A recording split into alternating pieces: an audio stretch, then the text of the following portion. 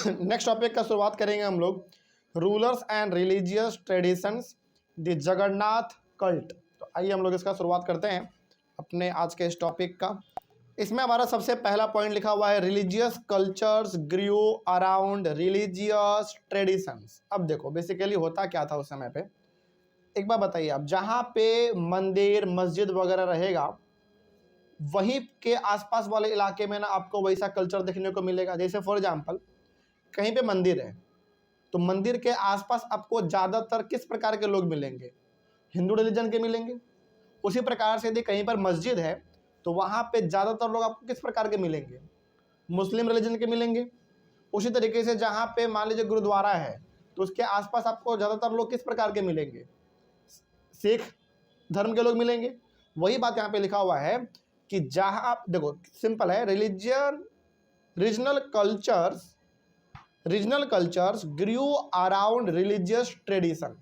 मतलब जहाँ पे जो चीज़ का मंदिर मस्जिद गुरुद्वारा वगैरह दिख गया वहीं पे उस धर्म के लोग ज़्यादा रहने लगे तो वहाँ का वो लोग फेस्टिवल भी ज़्यादा मनाने लगे, ठीक ना। इस तरीके से क्या हुआ, हर जगह पर पूरे इंडिया में मंदिर मस्जिद गुरुद्वारा वगैरह फैल गया और जहाँ जहाँ फैला वहाँ वहाँ हर धर्म के लोग भी फैल गए। इसीलिए आज इंडिया में आपको हर प्रकार के रिलीजन के लोग हर जगह पर देखने को मिल जाते हैं, ठीक है। आगे, the best example of this process is the cult of Jagannath, a name for Vishnu at Puri Odisha. Odisha में एक जगह है, जगह का नाम है पुरी, और वहाँ पे जगन्नाथ टेम्पल है, नाम सुना होगा आप लोगों ने। बहुत बड़ा मंदिर बनता है, हर साल वहाँ पे जुलूस वगैरह भी निकलता है, बहुत शानदार लगता है देखने में। तो ये किस चीज़ का एग्जाम्पल दे रहा है, जैसे आप उड़ीसा के अंदर पुरी में जाओगे तो वहाँ पे जो जगन्नाथ मंदिर है उसके आसपास बहुत दूर तक एरिया में फैले हुए केवल और केवल आपको हिंदू रिलीजन के लोग नजर आएंगे, और उस एरिया में केवल और केवल हिंदू रिलीजन के ज़्यादातर पर्व त्यौहार आपको मनाते हुए लोग नजर आएंगे। ये किस चीज़ को बता रहा है, वो ये चीज़ को बता रहा है कि जहाँ पे जो धर्म का मंदिर मस्जिद या फिर गुरुद्वारा सेटअप हो गया उस आसपास के इलाके में आपको उसी प्रकार के धर्म के पर्व त्यौहार भी नजर आते हैं और लोग भी ज़्यादातर वहीं प्रकार के रहते हैं। तो यहाँ पे एग्जाम्पल दिया गया है जगन्नाथ मंदिर का, आप वहाँ पे देख सकते हैं। उसके बाद the local tribal people make the wooden image of the deity which suggest that the deity was originally a local God and was later identified with Vishnu.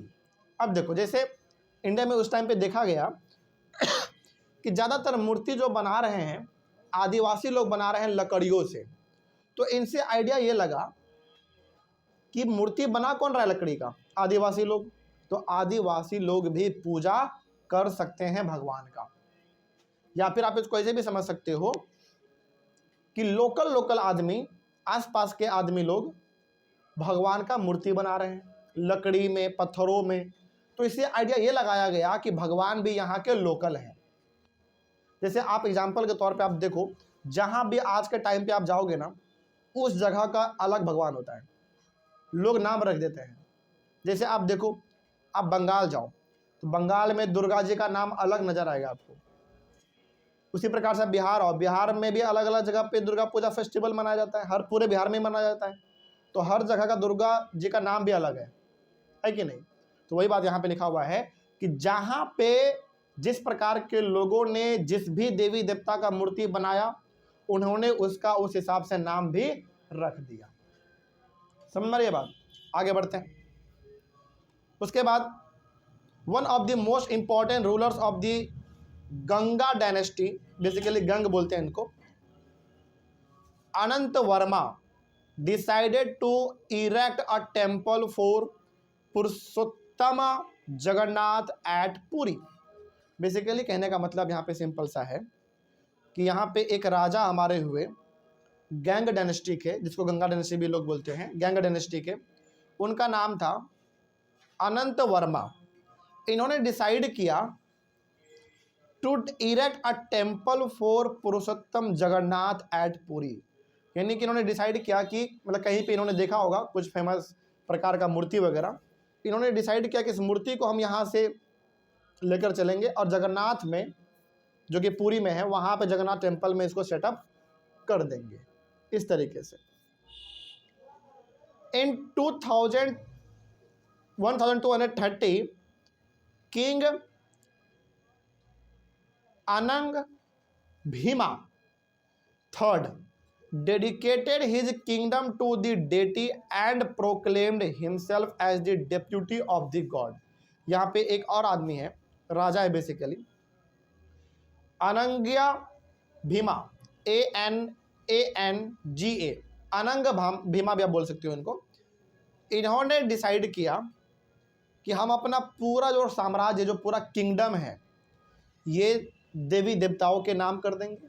यहाँ पे केवल उन्हीं का पूजा पाठ वगैरह होगा और हम उनका बन जाएंगे डेप्यूटी, यानी कि इस साम्राज्य का देखभाल करेंगे, कोई भी हमारे मंदिर पे हमला वगैरह ना कर पाए।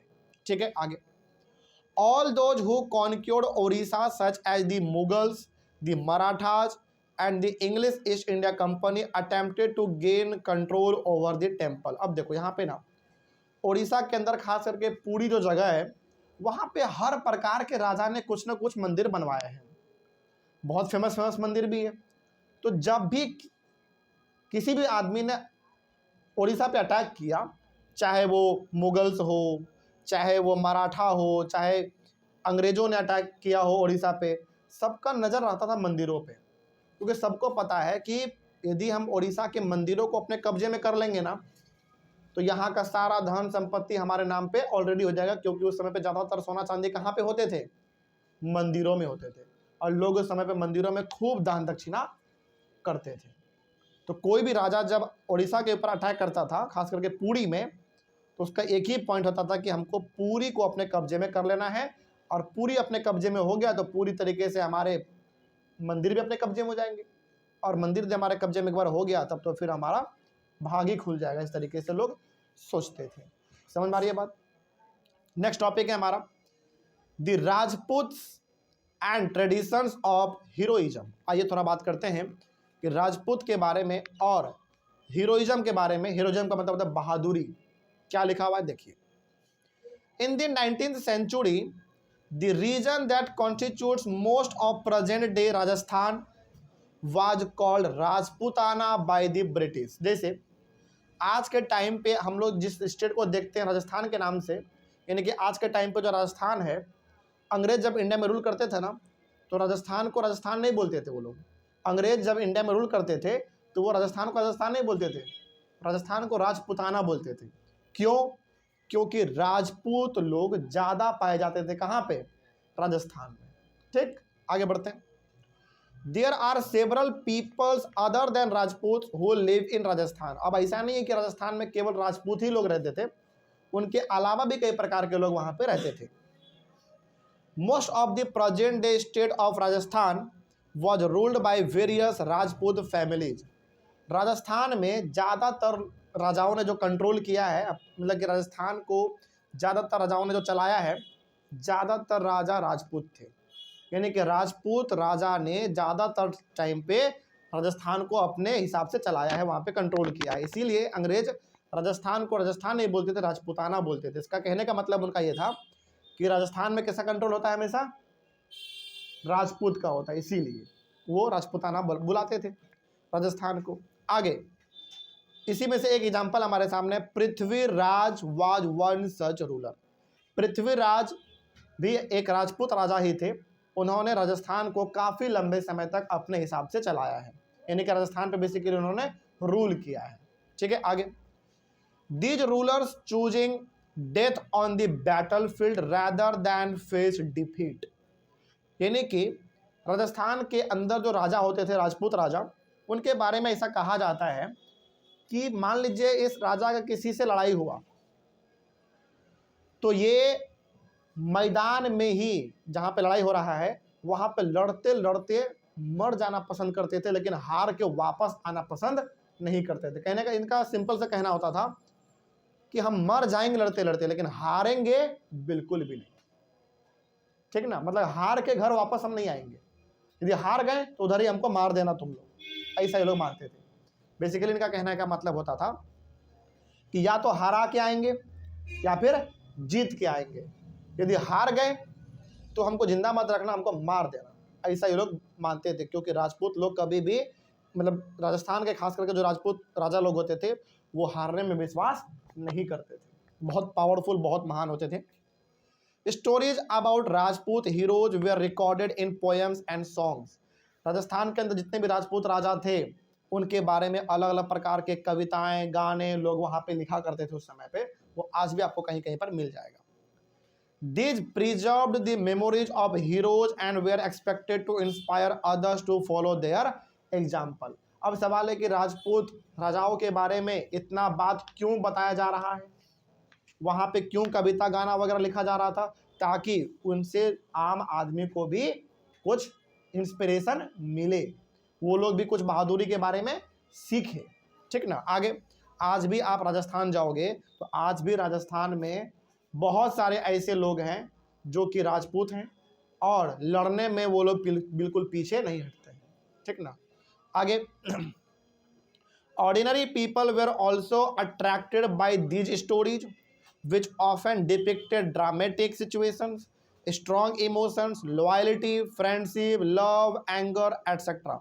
अब जो राजपूत नहीं थे उनको भी ये सारे कहानी पसंद आते थे, क्योंकि इन कहानी में किस चीज़ का बात होता था, ड्रामेटिक सिचुएशन का, मतलब अच्छे चीज़ों के बारे में बात होता था, स्ट्रॉन्ग इमोशन, अच्छे भावना के बारे में बात होता था, लॉयल्टी, बहादुरी, ईमानदारी, दोस्ती, प्यार, गुस्सा, इन सब के बारे में बात होता था। बेसिकली कहने का मतलब है कि राजपूत राजाओं के बारे में जो कविता, कहानी वगैरह लिखा जाता था वो बहादुरी का कहानी होता था, लॉयल्टी का होता था, ईमानदारी का होता था, तो सब कोई लोग उसको पसंद करते थे।